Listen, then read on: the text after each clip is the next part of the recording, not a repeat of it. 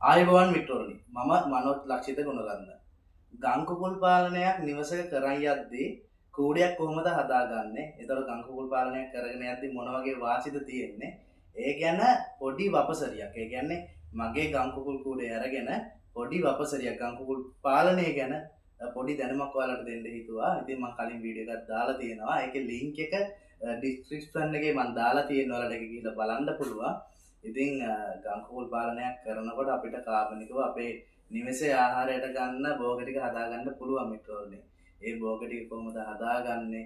එතකොට මොන වගේ භෝගද හදාගන්න පුළුවන් කියලා මම වීඩියෝ අරගෙන එන්න.